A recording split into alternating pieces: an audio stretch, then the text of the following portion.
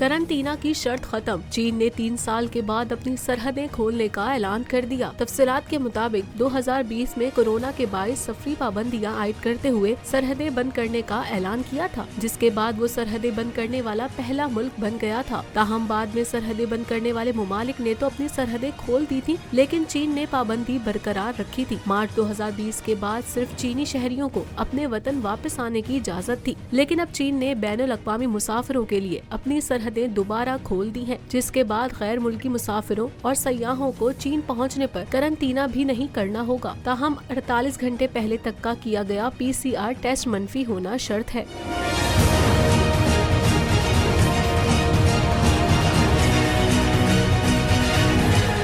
ज़राए के मुताबिक सरहदें खोलने के ऐलान के साथ ही 4 लाख अफराद ने चीन जाने की दरख्वास्त दे दी है, जबकि दूसरी जानिब चीन के शहर शंघाई में इस वबाई मर्ज का फैलाव खतरनाक सूरत इख्तियार कर चुका है और इम्कान जाहिर किया जा रहा है कि 70% आबादी इसकी लपेट में आ चुकी है। वाज़ेह रहे कि कोरोना का पहला केस दिसंबर 2019 में चीन में सामने आया था और देखते ही देखते इस हलाकत खेज वायरस ने पूरी दुनिया में दहशत फैला दी थी।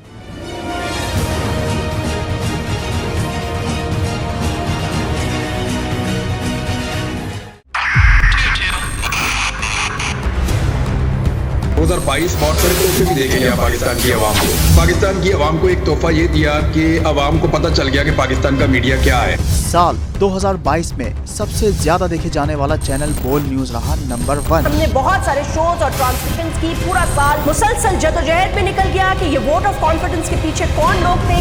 तोड़े रेटिंग के सभी रिकॉर्ड। सोशल मीडिया पर भी सबसे ज्यादा तेजी से 2.4 बिलियन व्यूज का संगे मील अबूर किया। एंकर्स को भी आवाम में सबसे ज्यादा मकबूलियत मिली और सोशल मीडिया पर भी बोल रहा सब पर भारी। सब्सक्राइब करें और बेल दबाएं ताकि कोई खबर रह न जाए।